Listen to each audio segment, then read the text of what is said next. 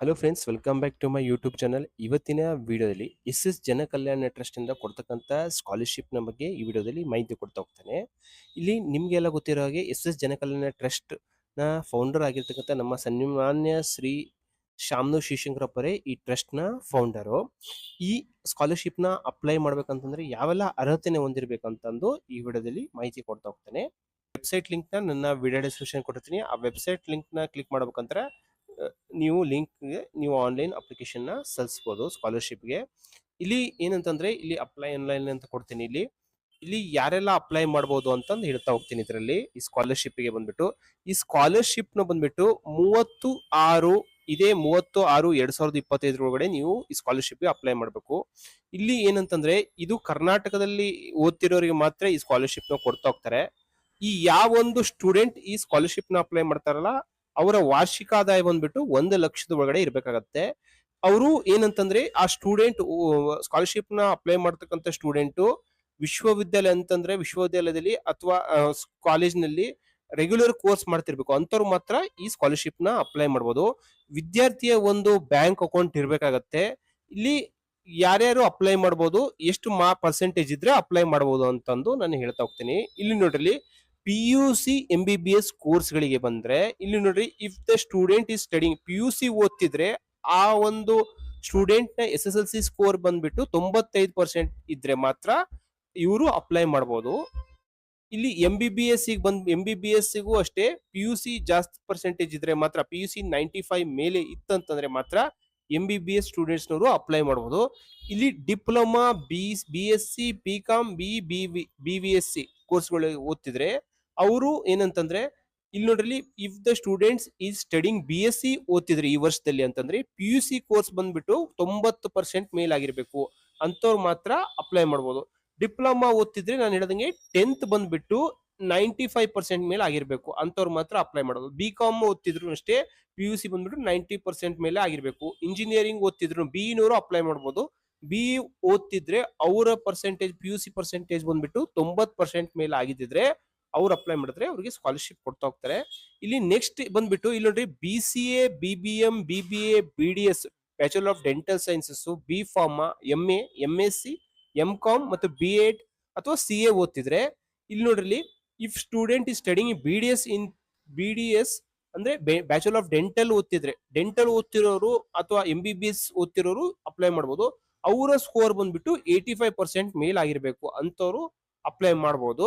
ಇಲ್ಲಿ ನೋಡ್ರಿ, ಇಲ್ಲಿ ಯಾವ ತರ ಸ್ಕಾಲರ್ಶಿಪ್ ಡಿಸ್ಪರ್ಸ್ ಮಾಡ್ತಾ ಹೋಗ್ತಾರ ಅಂತಂದ್ರೆ, ವಿದ್ಯಾರ್ಥಿಯ ಒಂದು ಅರ್ಜಿಯನ್ನು ಕರೆಕ್ಟ್ ಆಗಿರ್ತಿರಲಿಲ್ಲ ಅಂತ ಅಪ್ಲಿಕೇಶನ್ ಮತ್ತೆ ನೋಡಿ, ಮತ್ತೆ ಅವರು ಅವರ ಆರ್ಥಿಕವಾಗಿ ಅಂದ್ರೆ ಫೈನಾನ್ಷಿಯಲ್ ಕಂಡೀಷನ್ ವೀಕ್ ಇತ್ತಂತಂದ್ರೆ, ಮತ್ತೆ ಅದರಲ್ಲಿ ಮೆರಿಟ್ ಸ್ಟೂಡೆಂಟ್ ಇದ್ರೆ ಮಾತ್ರ ಅವರಿಗೆ ಸ್ಕಾಲರ್ಶಿಪ್ ನ ಕೊಡ್ತಾ ಹೋಗ್ತಾರೆ. ಇಲ್ಲಿ ಏನೇನು ಹೆಂಗೆ ನೀವು ಆನ್ಲೈನ್ ಅಪ್ಲಿಕೇಶನ್ ಸಲ್ಲಿಸಬೇಕು, ಏನೆಲ್ಲ ಡಾಕ್ಯುಮೆಂಟ್ಸ್ ರೆಡಿ ಇಟ್ಕೊಂಡಿರ್ಬೇಕು ಅಂತ ಎಲ್ಲ ಇದೆ ಇದ್ರ ಮೇಲೆ.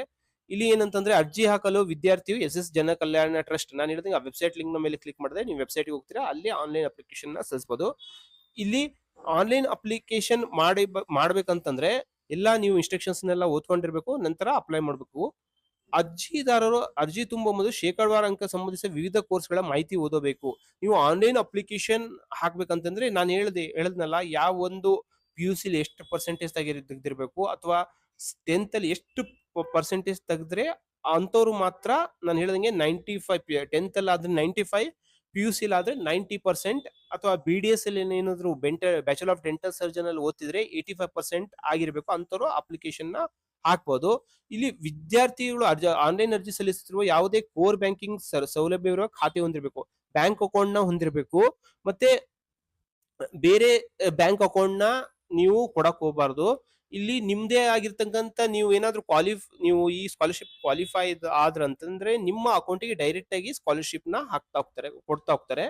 ಇಲ್ಲಿ ಫಸ್ಟ್ ಗೆ ನೀವು ಸೈನ್ ಅಪ್ ಮಾಡ್ಬೇಕಾಗುತ್ತೆ. ಯಾವೆಲ್ಲ ಲಾಗಿನ್ ಮಾಡ್ಬೇಕಂತಂದ್ರೆ ನಿಮ್ಮ ಹೆಸರು ಹೊಂದಿರಬೇಕು, ನಿಮ್ಮ ಇಮೇಲ್ ID ಇರಬೇಕು, ಮೊಬೈಲ್ ನಂಬರ್ ಇರಬೇಕು, ಆಧಾರ್ ನಂಬರ್ ನ ನಮೂದಿಸಿ ಏನಂತಂದ್ರೆ ಸೈನ್ ಅಪ್ ಮಾಡ್ಬೇಕು. ಸೈನ್ ಅಪ್ ಮಾಡಿದ್ಕೊಳ್ಳೆ ನೀವು ಪಾಸ್ವರ್ಡ್ ಎಲ್ಲ ಯೂಸರ್ ನೇಮು ಪಾಸ್ವರ್ಡ್ ಬರ್ತಾ ಹೋಗುತ್ತೆ, ಅದನ್ನ ಹಾಕಿ ಲಾಗಿನ್ ಮಾಡ್ಕೋಬೇಕಾಗತ್ತೆ.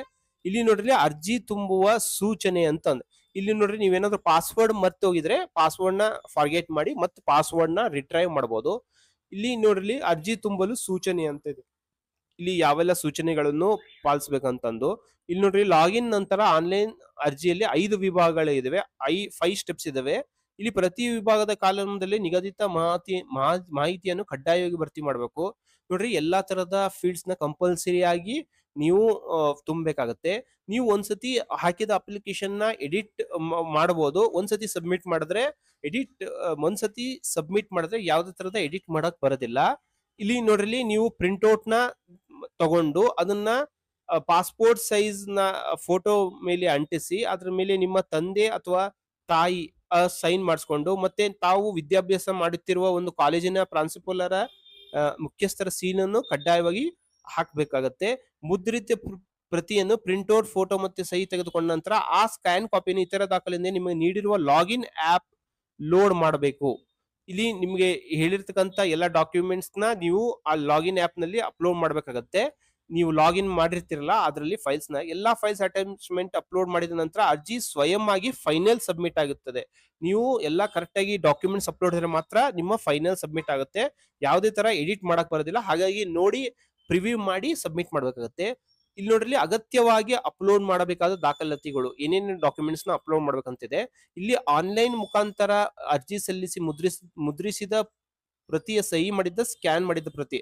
ನೀವು ಆನ್ಲೈನ್ ಮುಖಾಂತರ ಅರ್ಜಿ ಸಲ್ಲಿಸಿ ನೀವು ಏನು ಆನ್ಲೈನ್ ಅಪ್ಲಿಕೇಶನ್ ಸಬ್ಮಿಟ್ ಮಾಡಿರ್ತಿಲ್ಲ, ಅದರಲ್ಲಿ ಏನಂತಂದ್ರೆ ಸಹಿ ಮಾಡಿ, ನಾನು ಹೇಳ್ದಂಗೆ ಪೇರೆಂಟ್ಸ್ ಇನ್ ಒಂದು ಸೈನು ಮತ್ತೆ ಒಂದು ನಿಮ್ಮ ಇನ್ಸ್ಟಿಟ್ಯೂಷನ್ ನ ಸೈನ್ ಮಾಡಿ ಅದರ ಸ್ಕ್ಯಾನ್ ಮಾಡಿರ್ತಕ್ಕಂಥ ಕಾಪಿನ ಅಪ್ಲೋಡ್ ಮಾಡಬೇಕು. ವಿದ್ಯಾರ್ಥಿಯ ಆಧಾರ್ ಕಾರ್ಡ್ ಪ್ರತಿನ ಅಪ್ಲೋಡ್ ಮಾಡಬೇಕು. ವಿದ್ಯಾರ್ಥಿಯ ಕುಟುಂಬದ ವಾರ್ಷಿಕ ಆದಾಯ, ನಾನು ಹೇಳ್ದಂಗೆ 1 ಲಕ್ಷ ಮೀರಿರಬಾರ್ದು, 1 ಲಕ್ಷದ ಒಳಗಡೆ ಇರಬೇಕು. ಅಂತವ್ರು ಮಾತ್ರ ಅಪ್ಲೈ ಮಾಡಬಹುದು. ವಿದ್ಯಾರ್ಥಿ SSLC ಮಾರ್ಕ್ಸ್ ಕಾರ್ಡ್ ನ ಮತ್ತೆ ಸೆಕೆಂಡ್ PUC ನೀವು ಒರಿಜಿನಲ್ ಇದ್ರೆ ಒರಿಜಿನಲ್ ನ ಅಪ್ಲೋಡ್ ಮಾಡಬೇಕು. ಇಲ್ಲ ಅಂತಂದ್ರೆ ನಿಮ್ಗೆ ಏನು ವೆಬ್ ಪ್ರಿಂಟ್ಔಟ್ ಬಂದಿರುತ್ತಲ್ಲ ಅದನ್ನು ಅಪ್ಲೋಡ್ ಮಾಡಬಹುದು.